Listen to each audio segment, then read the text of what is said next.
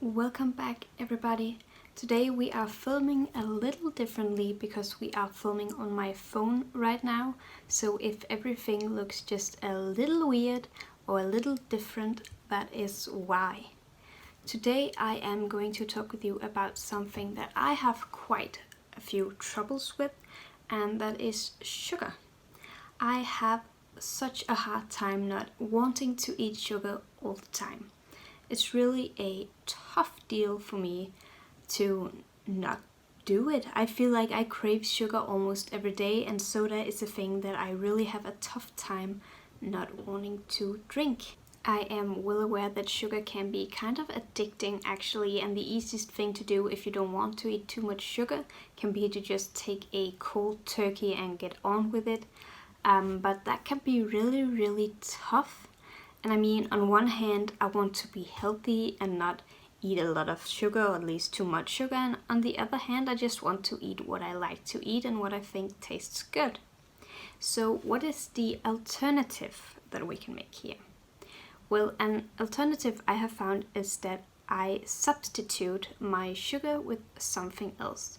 So which items, which food or drinking items can I eat or drink instead of something sugary and still feel like I get that type of satisfaction, I guess, from it. So I just have a small disclaimer before we start, because when I say sugar cravings, mostly my cravings just go away when I eat something, so it doesn't really have to be sugar necessarily. So these things that I found helpful me aren't just pure alternatives to sugar.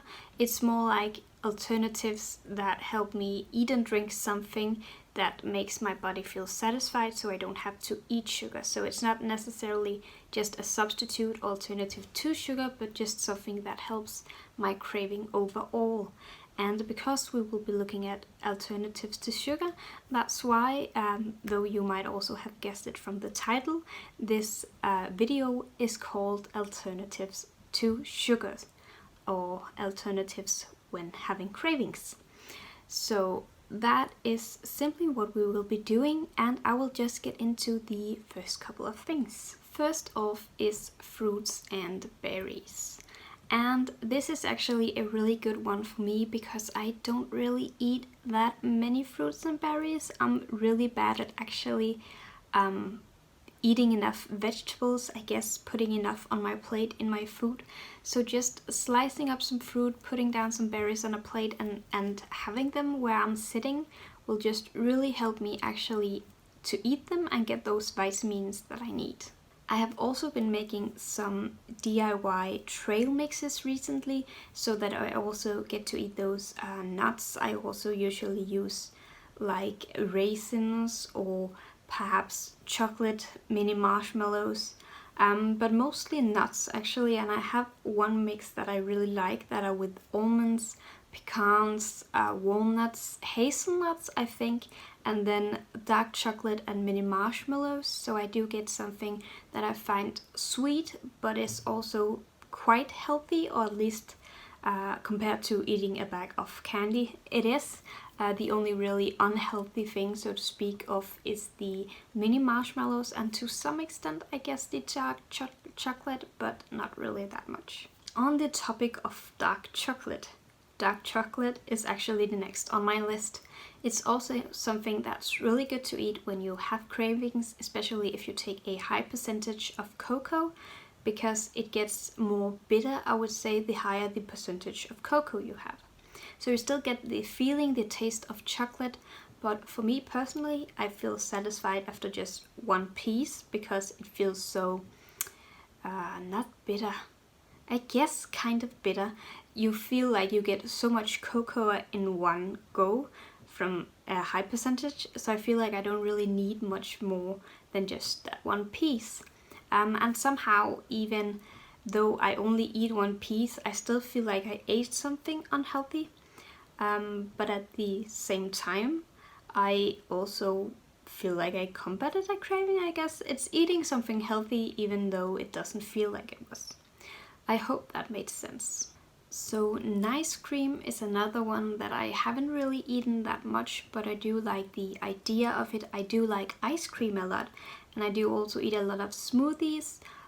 So this is kind of the middle step, I guess, for that. It's actually quite easy to make an ice cream. You simply use frozen bananas and pretty much anything else you want to use to flavor it, and then freeze it down, like blend it and freeze it, and then you have this nice cream that is essentially just ice cream made healthy, so made out of bananas instead of heavy cream or milk or whatever it is that you usually make your ice cream from.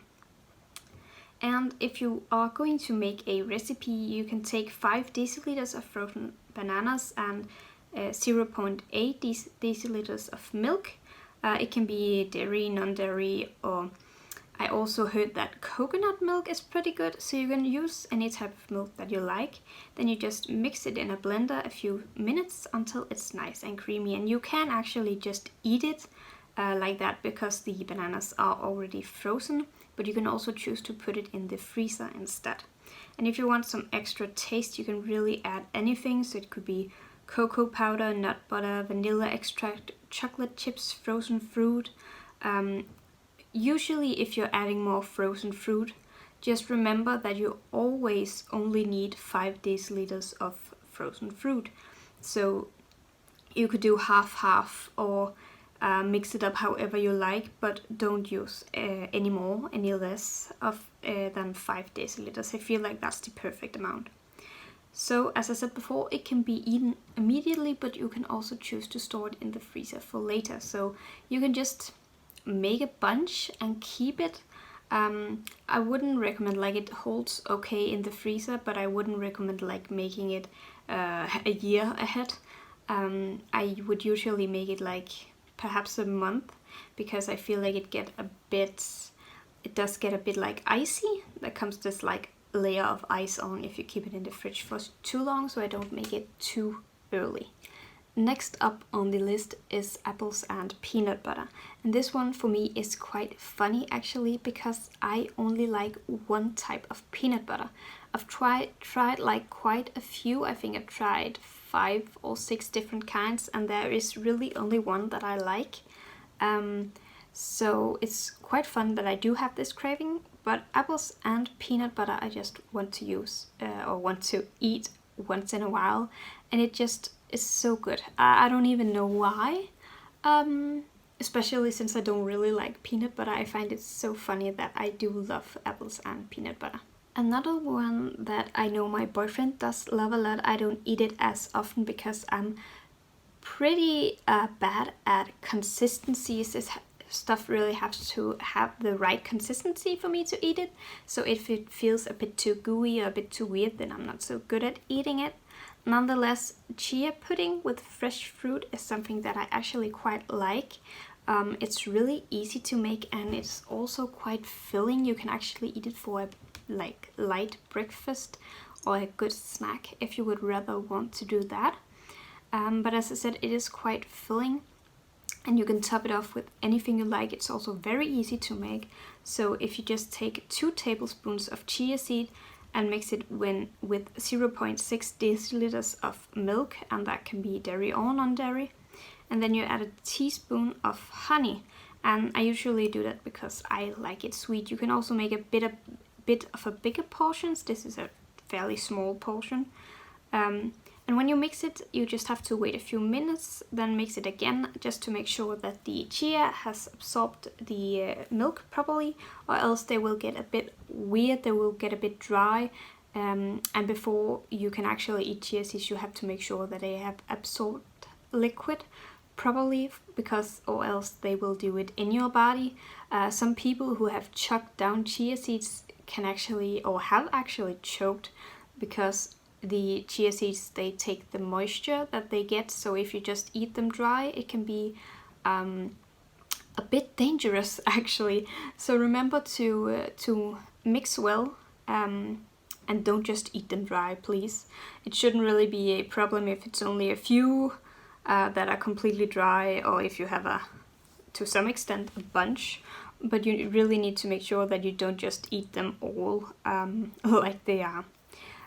So after you mixed and you have no clumps, you can just cover the jar and store it overnight or a few hours to set.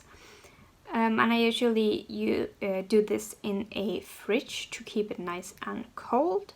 And then I top it off with whatever I like. Usually I love fresh fruit, I love berries, I love nuts on there, and I just enjoy it. It's actually really good. One that I eat a lot in specific periods, like at some point I had 1 week, 1 month almost, that I only ate this for breakfast, and I feel like it's very good as breakfast or as a snack. I'm not sure what the English word would be, but in Danish we say skyr, and it's with chopped almonds and maple syrup usually that I make it, and chopped dark chocolate. It's actually really good. It does sound a bit sugary, I guess, but it's not really that bad because the sugars come in a healthy form. Is that even possible to say? Nonetheless, the skyr I'm talking about is actually like a kind of yogurt, I guess, that has no like artificial flavor and no added sugar. It's of I think the names I saw was plain yogurt or Greek yogurt. I think those are the closest, or some type of yogurt natural. I really don't know what else I should call it. In Danish it's simply just skyr, and I do like it, especially with a bit of almond syrup and then chopped almonds and chopped dark chocolate on top. Sometimes I do also use fruits or berries, but that's not the most usual combination. I do find it quite filling actually. It also tastes pretty nice because the skyr doesn't have any like harsh taste. It doesn't taste like much, but it is a bit strong, and that's why it's nice to balance it out with the sweet stuff. So I like eating that, especially for breakfast or just as an extra snack if I got what I need in the fridge. Dates are next on the list, and not the ones you go out with, but the one you can actually eat. I wouldn't recommend eating a date or your date. But I find dates pretty good actually. I didn't like them when I was younger. I thought they were weird and had a weird consistency and didn't taste good. But now I really like them, especially if they are fresh and juicy, then it's just perfect. Smoothies are something that I also really like making. You can make them in a lot of different ways, but when I make them it's often a breakfast smoothie, so I make them with like bananas and oatmeal because I find that like fills my stomach more. I feel like I'm eating quite something if I put oats in there, and also it doesn't feel as unhealthy. Then I use other fruits sometimes, not only banana. I'm pretty fond of strawberries and mango, but you could put pretty much anything you want in there. I also use juice, normally just a normal, not an apple juice, like a mixed juice, to mix it up to make it an actual smoothie and not just clumps of banana and oats. So that is what I make it with, but you can also make it with water or with milk. It really depends on your taste. But I really like the one with the banana, with strawberries, oats, and what did I just say? Juice? I think I said juice. Yeah, that must be it. And I just find it makes me full, and also helps with the cravings for something to drink and something to eat. So we have completely gone over to something drinkable now, and it is homemade carbonated water. And we actually bought a SodaStream a while ago because I drank way too much soda. So I needed to stop with that, so we found the SodaStream instead to hopefully help with my cravings for soda water. That's the Danish word for soda, just for soda. Because usually what I want in a soda is the fizz. It's not like the taste of the actual soda. So I really do enjoy just carbonating my own water. We don't use the syrups that come with the soda stream or that you can buy to the soda stream because they are very sticky and there's a lot of sugar in it. Usually we buy our own syrups or make them ourselves so that we can use them in the carbonated water. But the water itself is of course healthy. There's only water in it. And the part in soda that makes your teeth go bad is like the mix between the carbonation and the sugar. So because there's not really any of those in just plain carbonated water, then I don't really damage my teeth in the same way either. And I find that pretty good. That's a good benefit to have from it. And besides that, I just drink so much less soda, because even if I do drink soda stream or my carbonated water almost every day, it's still pretty much just water. So it helps my intake of water go up and my intake of soda to go down. So I'm really happy about that, and we use it a lot. So my phone died and now it is a bit later. We will resume where we left off. So we came to tea, and a cup of tea is a great snack. I think a great thing to drink when having cravings, because sometimes when you have cravings you're actually not hungry, you just need something to drink. And I feel a cup of tea is really good for that, because I like the taste of it first off, and I like the thought of having something nice and warm to drink. So that's really nice in and of itself. But tea can also be both really delicious but also feel a bit sweet. I usually, if I need something sweet with my tea, instead of grabbing chocolate or cookie or something, I'll just put a bit of honey in the tea, and suddenly it feels very sweet without being really unhealthy. We have a lot of loose leaf tea at home, so we can make many types of tea. And that's kind of what I enjoy with it. There's so many different things to do, or different teas to make, and I really enjoy that. So a cup of tea just with a bit of honey can really help with my cravings, or sometimes just a normal cup of tea actually. And I also made a blog post and a video about tea, so it's like the benefits about tea, and I will also link that in the description down below, so you can find it if you want to look at it. Last on the list is just plain water. Again, sometimes when you have cravings, all you need is just something to drink, and water can really help with that. It's just like when if you drink a cup of water or a glass of water before you eat, you will feel fuller. That's kind of the same thing that's happening here. So a glass of water can also just help me feel fuller or help combat that craving, and also make sure I actually drink some water. Nonetheless, drinking water is a good idea, just take a glass nonetheless.